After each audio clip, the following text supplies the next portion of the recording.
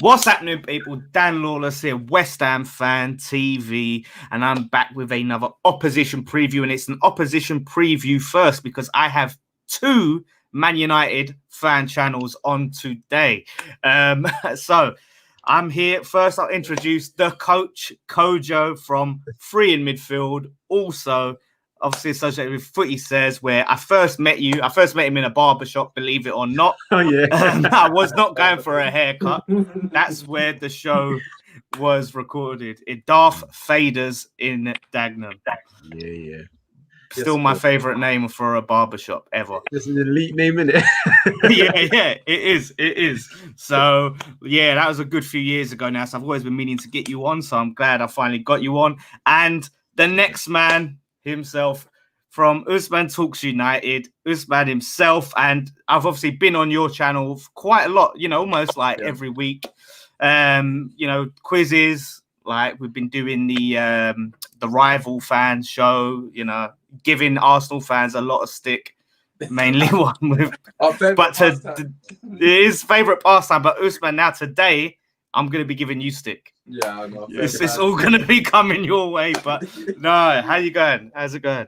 Yeah, I'm well, man. Obviously, look, first and foremost, as you were saying, we do the Rival Fan podcast. We're always on the same team because I've got nothing against West Ham. I never have. Really, and we're always slacking off Arsenal together, and it's beautiful. But today, the tables have turned. We're the enemy today, so I need to make sure I bring my A game in and just as many digs as I possibly can to get to Moise. I'll go for it without a shadow of a doubt. Well, you know what? It's funny, right? And I know, especially you, Kojo. You got your feelings on Moise, and I know you probably have some feelings as well, Usman. Let's look at the fortunes of the managers, Moyes and Ollie. I mean, the season so far, it's been, you guys, you're a weird team. You're so weird. I mean, Kojo, I'll come to you first. Like, what have you made of your season so far? Because it's just every time I feel like Ollie, like, boom, he's going to lose this game. This is it. This is where he gets out. He claws back. He starts believing it. He's like Shawn Michaels. And I can see he's got the blood dripping down his face, and he's coming back and he's fighting. What is going on? Every time I slag this guy off, I'm like, I want you to go or whatever. Someone comes and tells me that we're 5 points off top of a game in hand. I'm like, oh, shit. Then he's not going anywhere anytime soon. I still think he's doing an okay job overall, but he's just not the one, man. He's just not, because the inevitable's coming. You know it's coming, and when it happens, you're gonna have me effing and jeffing. You're gonna have Usman all stressed on his channel. He shouldn't be stressed on his channel. He should be happy. You see that smile right there? Look at that lovely smile. Shouldn't be frowning. We have been smiling for a while, mate, until last. So he's jarring. But I gotta give credit where credit's due. I thought we were gonna be Champions League tourists, go to PSG, get a loss, but you can see the Eiffel Tower. Go for a nice meal of frog legs, starters, a bit of baguette and some croissants, but nah, he went to PSG, battered them up. Then I thought Germany, Leipzig, maybe going to do stadium tours at Munich as well. You never know, have some fun there. Nope, went to Leipzig, battered them up, and then went to Istanbul, and then that's when I got mad. And then now Istanbul came back to us, and we've dealt with them. So he's in a good spot. And if we win our game in hand and we're 2 points off top, that's not a bad start to the season. So as much as I am screaming for Pochettino, I can't discredit what he's actually done. The banners are sort of there, put away to the side for now. They're not all the way out. I don't do banners. I'm not like certain people on Arsenal. Confused with another team there, mate. Yeah. You're not hiring a plane. Getting a plane. I forgot we did that. Let's see. Yeah, hashtag Wenger out on the plane. Don't worry, man. We ain't about that was the one, and then they had the other van saying the other plane saying Wenger in, chasing behind it. That's what you guys is. But yeah, Usman, I mean, how do you feel? Like, are you feeling like the change needs to come now? Because I've always felt like Kojo has been a little bit more vocal against Ollie. You've always seemed a little bit softer on the side of Ollie. Do you think that he could have a future at the club, or do you think like it's inevitable that the change needs to happen?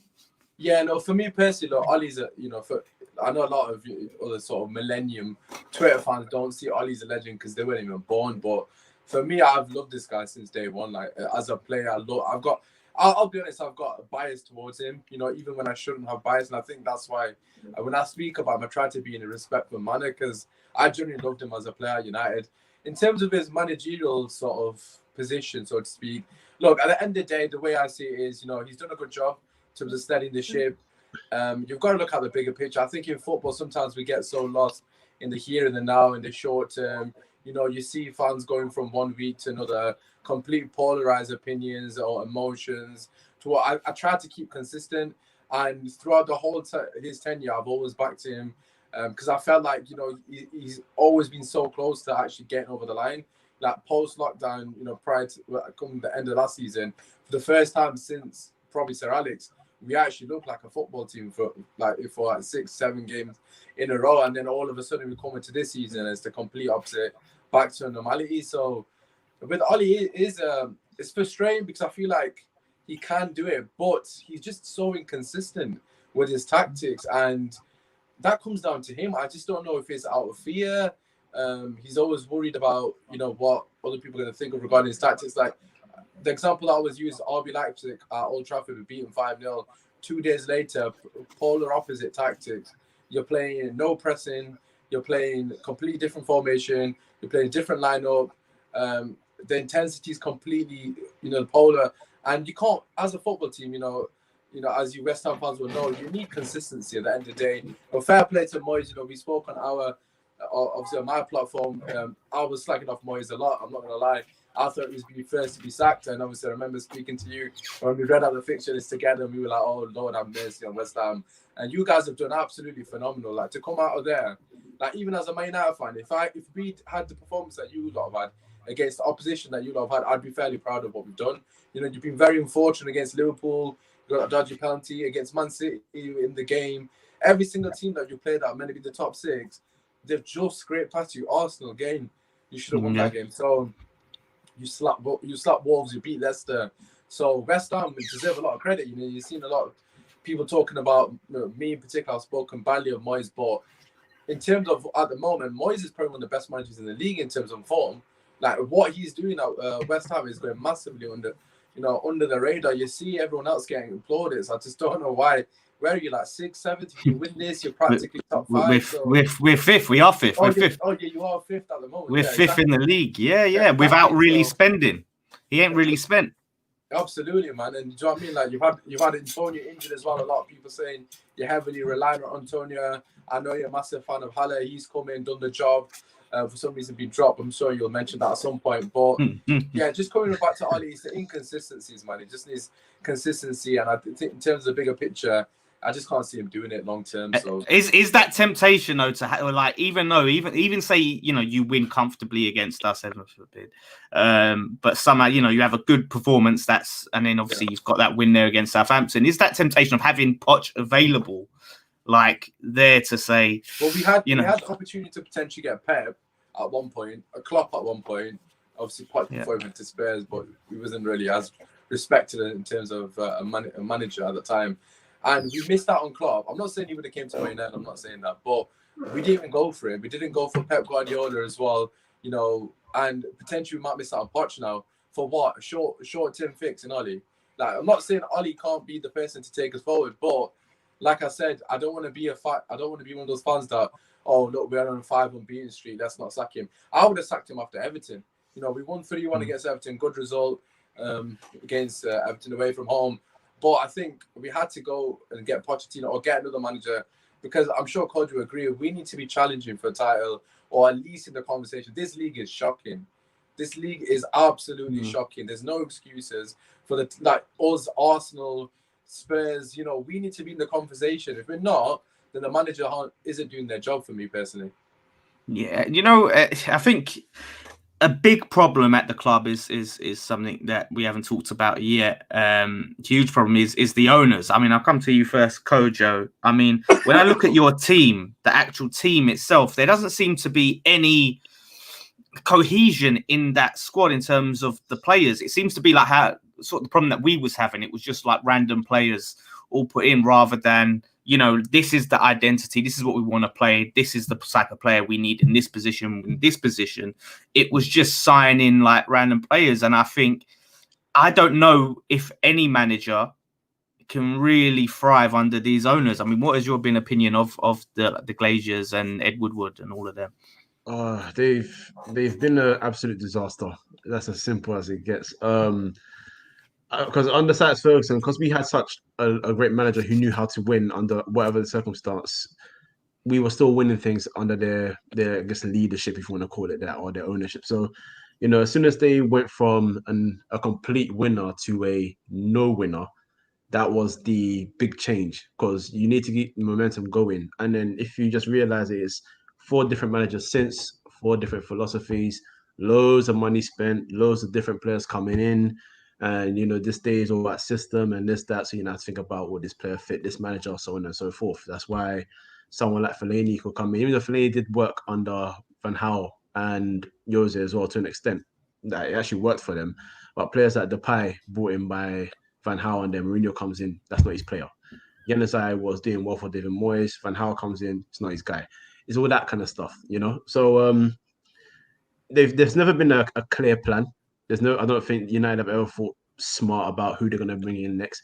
I know for a fact Jose Mourinho came in because Pep Guardiola went to Man City, so it was like, we need to react. Simple as that. And Ole came in.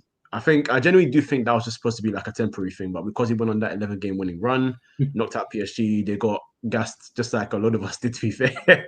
The Rio Ferdinand clip still comes out today. That's it. Happy to table down. Sign it. Put whatever number he wants on. Yes. Ole at the wheel. He coined it, and right now he doesn't want to say it anymore. You know what? Ole at the wheel, right? I'll never forget this, because that phrase has been the downfall of many managers. Those crash cars have just been haunting for time. We are like first. Arsenal tweeted out under Emery when they was having his unbeaten run. Then he went. Our admin tweeted out Pellegrini at the wheel, I believe it was. Then ever since then, like, we went on a mad. We went on a mad losing streak after that. That whole at the wheel thing is a curse. It's a curse. But yeah, absolutely. I mean, like you said, it's a mad one. And like I said, because I look even at like Arsenal, I feel like they've tried to at least put people in charge that understand football. You know, they got the guy from Dortmund as their director of football, and trying to put the right people in place and try and have a plan of how they go about things. But with Man United, it's like Woodward, you know, wants to take all of the control for himself, and he don't really seem to understand football. There was that talk about when you wanted, I think was it Alderweireld from Tottenham, and Jose wanted him, and he was like, "No, we don't need him. We've got Phil Jones." And don't forget Christopher Smalling. Don't forget him as well. Yeah, and Smalling. And he gives extensions to Smalling, to Jones, to Rojo, to Young. 2 of them have left. 2 of them on the way to be seen. That is pretty much what sums up their time since Alex Ferguson left, the time under their leadership, because it's been poor. So that's where it comes down to me. There's no sort of cohesion upstairs, which means there'll be no cohesion downstairs, and there's been no plan, not even sort of. There's been no plan whatsoever, in my opinion, in terms of management or who they're going to bring in. And the scariest thing for me out of all of that was when Van Gaal, in an interview with BBC Sports, said that they didn't even ask him once about philosophy. That is scary. Wow. If you got a manager that's Alex Ferguson who he played a certain way of football and you liked it, you brought in Moyes whose football was different and it didn't work, then you got to ask the manager what's next. What do you want to do? If you can't ask him that question, you just bring him in just based on the fact that he's managed big clubs before, you're already in trouble. So that's me done with them guys. Anyway, I've been done since 2005. I'm seeing so many parallels, right, between you guys and us, because the thing is, when I see people say to us, like when we complain about the board, oh, but remember that summer you spent 100 million, and I always say it's not about the spend itself. It's not all about how much we're spending; it's how we're spending it, and it just seems to be just. You know, like I said, just spending money but having no clear plan and identity. I mean, like, Usman, what do you think needs to be done? Obviously, apart from obviously get the owners out, which is where we're at. But I mean, if you was to try and turn it around and actually get you guys challenging again, what needs to be done? we need an overhaul of the squad first and foremost. Like, I think Ollie, to be fair to him, one thing I definitely can credit him is that he's done a good job in trying to riddle out some of the bad players. You know, if he's not directly sold them like the likes of Rojo, Jones, you know, Pereira, etc., they've not had any sort of feature within the squad. So of course, kind of ushered these people out, exiled them from the team. So in that sense, he's done the perfect thing. Coming back to what Cole just said, director of football, like, come on, how can we not have a director of football? We've got someone like Ed Woodward, and you mentioned the Jose Mourinho thing. I always say this to my mate. He's obviously he's a Spurs fan. I always say to him, like, how is somebody tell me how someone in the Man United board has got the credentials to say no to Jose Mourinho when he says he needs a centre back? Who in that board has got any thought of football? You've got an accountant there. You've got some American lads who are really rich, who bought us on debt, that couldn't give two shits about the club. Like, he hardly ever attends the games. He sometimes sends his son down as a sort of novelty sort of thing. Basically, what obviously Kroenke does with his son at Arsenal. Like, Arsenal, West Ham, and Man United and Newcastle, have been completely mugged off. Like, until like the Premier League actually take onus on allowing people to buy people out without actually doing a proper check on them, they've got no intention of improving the club. Like, you spoke about West Ham as well. It's exactly the same. You know, we bought Schneiderlin, right? We bought Schweinsteiger, who was way past it. I'm a huge fan of Schweinsteiger, way past his best. We bought Darmian, that the next manager sold straight away. You know, as you already mentioned, Januzaj Depay. Like, how many of our players? Someone asked me this question, right? How many of Man United players? We spent about 800 million, right? How many of our players have been successful? Bruno Fernandes is the only person you can make any. That is only just now. The only person 800 million. You can mention one player since Sir Alex Ferguson that's been a transfer. You thought, no, what?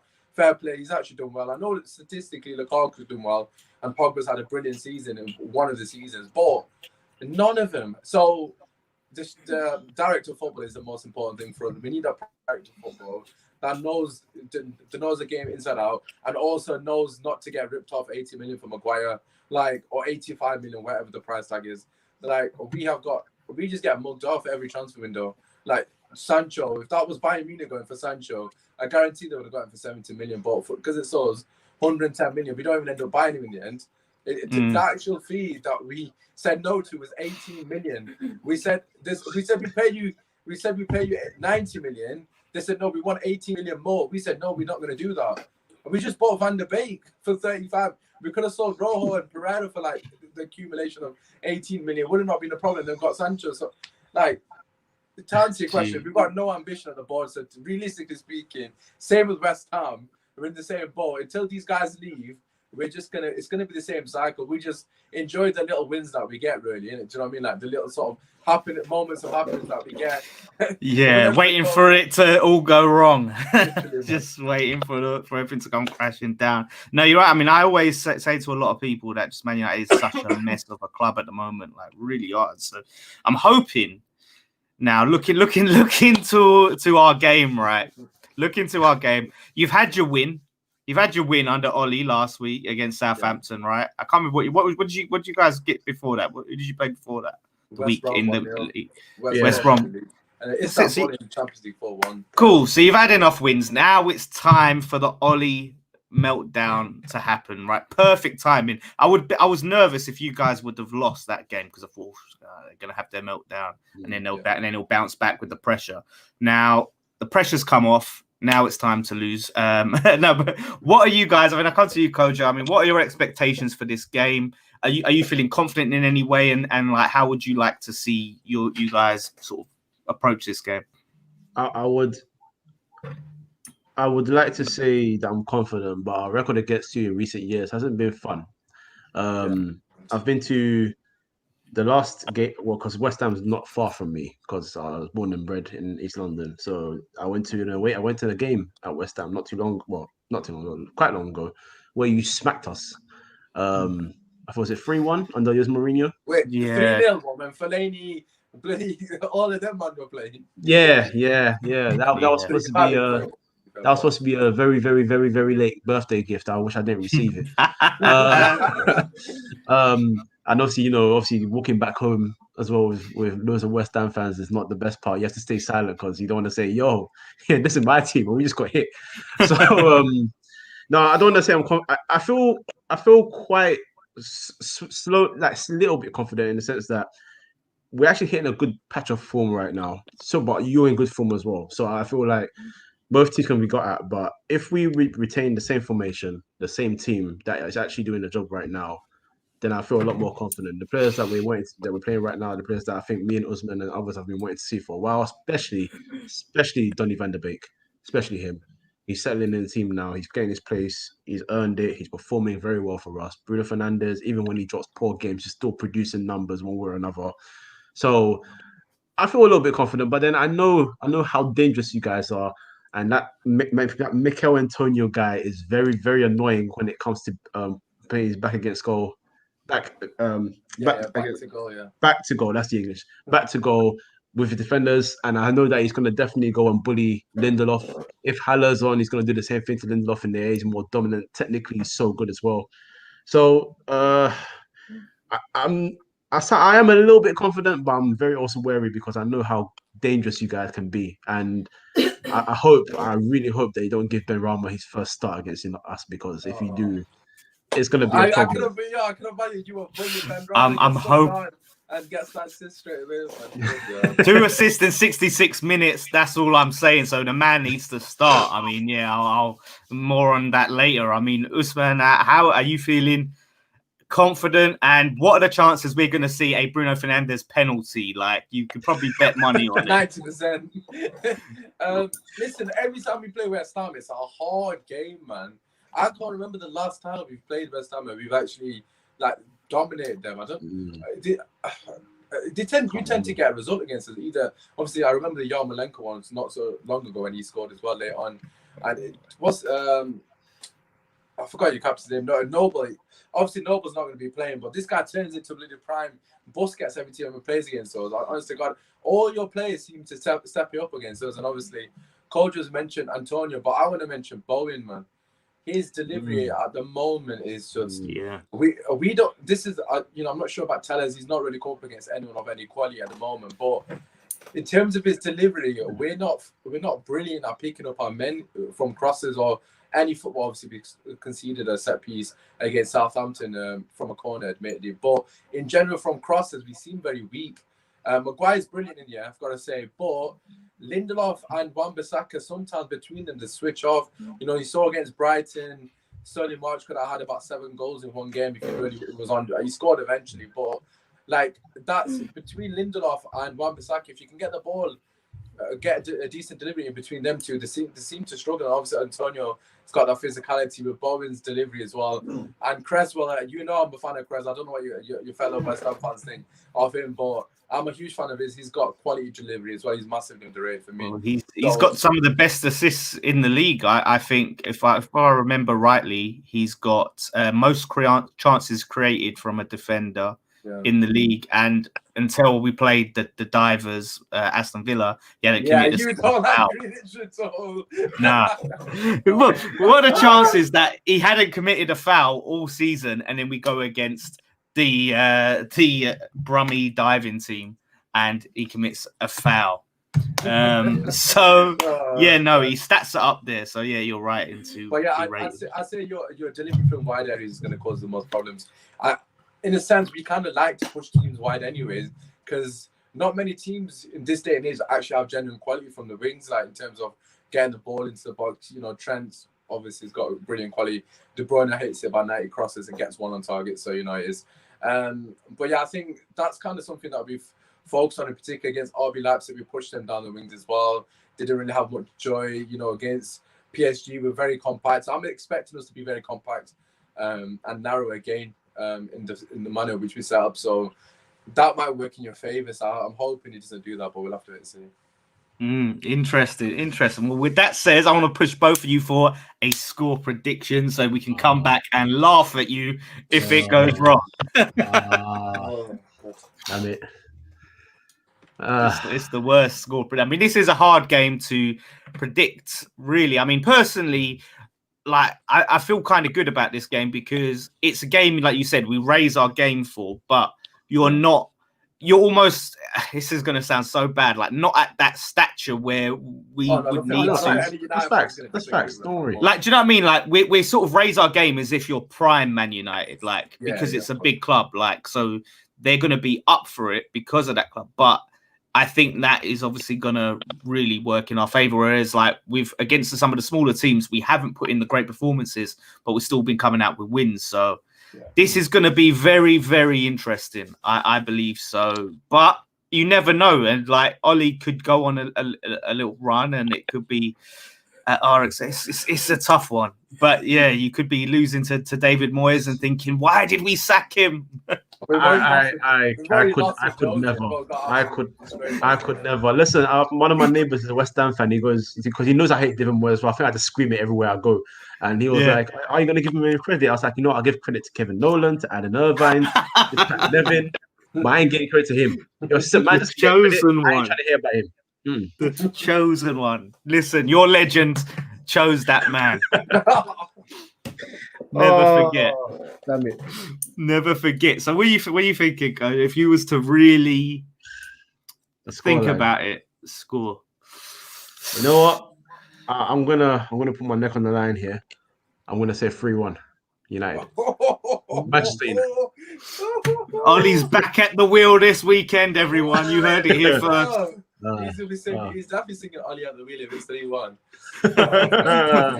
Wow. What about you, Usman? Yeah, so just to put this into context, I've got to say this. We're recording this prior to the PSG game, so if Bruno's injured, then this scoreline, just ignore what I'm saying. So if Bruno gets injured tonight, if something ridiculous happens, we get slapped up. But if we do beat PSG, that means we've actually won 5 in a row for the first in all comps. I can't remember the last time I've said that. So, we'll have a lot of momentum. Martial and Pogba will be on the bench, by the way, Lola, so so we will have a proper bench. Potentially Greenwood on the bench as well. I don't know, depending on what he plays. So, in fact, I think Cavani might actually be injured. Martial does seem to, he does like a goal against us. That's one thing. I was about to say, Martial needs one. Well. But yeah, we've got options off the bench. So I think we need to take that into consideration as well. So if it's a tight game and we're still in the game, I think our subs will just do enough to get us a win. So I'm gonna go 2-1. But like I said, it's very tight against West Ham. It could go either way. We have to score. If you lot score first, I can't remember a game that you lot scored first and we've come back. Like generally, because you lot defend so well against us. Is Souček going to be playing for you, by the way? Yeah. Souček and Rice in the middle. He's another problem. Any set piece, I don't know if you used to watch a bit of the Southampton game. We can't deal with set pieces. Like at the moment, we're struggling because you guys have got Antonio as a physical player as well. Bonner. But yeah, so you got problems in the box. So like from set pieces, any delivery from wide areas, if Souček's making a late run to the box, I'm going to be worried because Fred's going to have to pick him up most likely. So. Yeah, the people are calling him Moyes' new Fellaini. Yeah, legit, man. Honestly, he's a good player as well, to be fair. He is good. But he's going to be a problem as well. We've not really mentioned him. I think in terms of anything in the air with a bit of quality, I'm a bit worried about, to be honest. So I'm going to say 2-1 United, only because we've got Pogba on the bench to come off and potentially Martial on the bench. So them two to come on might just make the difference against tired legs. So I'm going to go 2-1. Yeah, it's been an interesting one. I mean, off the bench, we've got the likes of Yarmolenko. I think that Antonio should be on the bench and Haller and Benrahma should be starting, and then you bring Antonio on. What were your thoughts of Haller being just put onto the bench straight away? I mean, as soon as I saw it, I was honestly, I was pissed. I wasn't happy at all. I was like, for one, it's not good. A good way to manage Antonio and his fitness in terms of coming back from a hamstring injury. Even if he is 100%, he's still got to get that match fitness. And you saw it; he was tired. He was slow, and it's not a good way to manage Haller because he's just scored a goal. Yeah. And like I said on our show, you might if you piss off Haller, even though Antonio might be your main man and fit into your squad, if Antonio gets injured again, you're going to need to rely on Haller to come back, and you're going to do a job for you. It's not a good image in the dressing room as well. Other players who might be close to Haller or looking on that thinking, this guy's just scored that he's literally won the game against Sheffield United, scored an absolute banger, and then a guy that obviously Antonio's quality and deserves a lot of credit, but he shouldn't be forced back into the team. What's to say if he doesn't aggravate the injury as well? It's just stupid man management. It's not good for his confidence, Alai's confidence. You're going to need him to do cameos 30 minutes. Like I said, if Man United are winning 2-1, just say last 20 minutes, Alai's going to get subbed on, isn't he? You're going to start pumping balls with a bit of quality into the box as well, because that is a major weakness of ours. I mean, Alai has to start. He has to start 100%. Like I think that'll benefit us. I'm not going to lie. I think that'll benefit us personally, because I think Antonio is a bit more of a problem for us, because he's not only is he physical, but he's got that ability to obviously shift as well. We know obviously Maguire's too slow and Lindelof's too weak, so he'll be able to bully both of them realistically. Unless we have someone to sit in front of him, which I've got a feeling Matic might play. Coach, I think Matic might play this game, but because I don't think he's going to play tonight, so it'll be interesting. I personally would rather Alai starts, although his quality. I just think it'd be better for Maguire to play against him. Did Antonio come off at half time on Monday because half time, or just because he was tired? I think you could just see like he was not in the game. Like he was slow. Like there was a point where he was closest to the ball, chasing the ball down, and one of their defenders overtook him and got to the ball first. And that just don't happen with Antonio. So the guy's just, he's not there. So he's got some minutes under his belt, and Alai came on and he looked sharp. He looked hungry. He's working. He was fighting for everything. And the thing is, he showed no signs he was pissed off. He was smiling. He was happy. And I was just about to say Doris, but he didn't smile. I mean, if he doesn't smile after he scores, but that's what I'm saying. He smiles when other people score. That's the thing, when his teammates score. And you know what? Bowen kind of took that ball was going to Alai's head, and then Bowen pops up and heads it in. And Alai, you see him do the motion, like he does it because he's ready to head it. So he heads the ball, even though it don't reach him. So yeah, I think a combination of Benrahma and Alai, I think, will be a dangerous threat. And I think just his football mind, and I think his movement and his positioning, I think, could cause problems for Man United. And then if you can have Antonio on, bring him on late in the game to start running your defenders ragged, I think that's what we're should do. But I mean, yeah, I'll go into more of our side when I come and do the preview over your guys' way, and we'll do that. So you heard it 3-1 and 2-1. Kojo, mate. Wait, what's your prediction? What's my prediction? Should I give my prediction? I'm gonna say 2-1 West Ham. What do you mean can't be a win? What do you mean? I thought you said it can't be a win. I was like, where is this confidence coming from all of a sudden? If you beat PSG tonight while we're recording this, then I'm going to be more confident. Can't lie to you. Can't lie to you, bro. Can't lie to you. If we give Mbappe, I'm telling you, the points are going to be on it. If we give Mbappe and Neymar a nothing performance and we body them, I'm going to tweet you 4-1. That's what I'm going to do. Have you guys hit your head? Do you not remember the fact that when you guys do well, it don't last? Listen, it don't last under Oli. I said it myself. I'm trying to rubbish anyway. It is what it is. I'm trying to be calm, man. Do you know what? If we beat Arsenal, we get embarrassed, though. I'm just trying to be calm in it, because every time I'm a bit reserved, we tend to do well. But if I'm over the top, we always lose. So Tweet me 4-1, please. Just tweet it. I want to have that.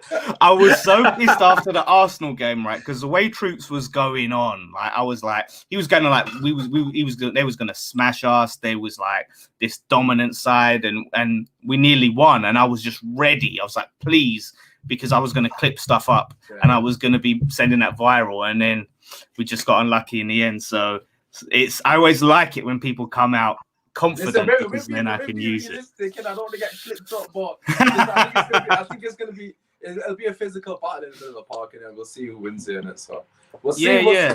Suchat's going to be in Fred's pocket. That's all I know. So it's all good.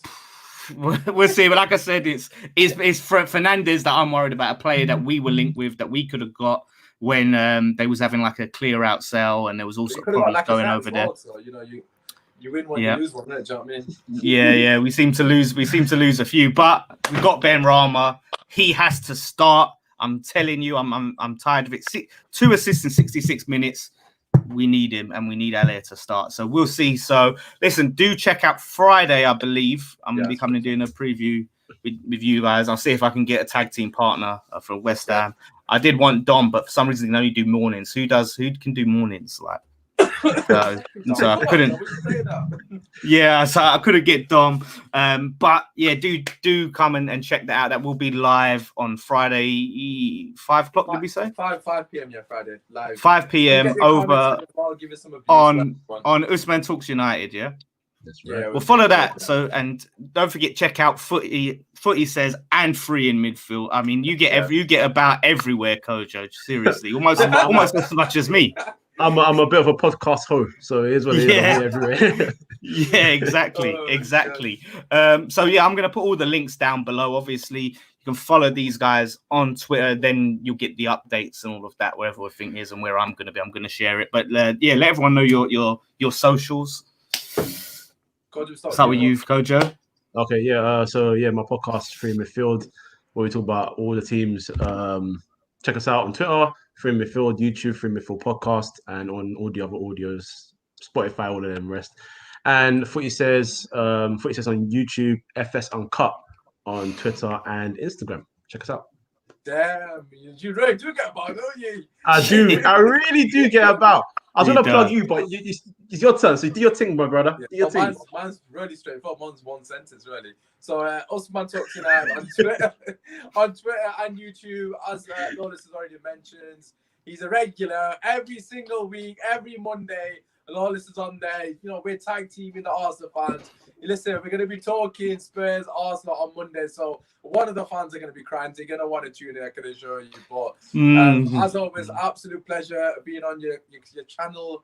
And obviously, you know, not this week, but the week after, hopefully you do well in season. So it's all good. Appreciate it, guys. Like I said, glad to finally get you guys on the channel. And yeah, like I said, I'll be over live Friday, 5 p.m. Usman Talks United. All the links to their stuff will be down below.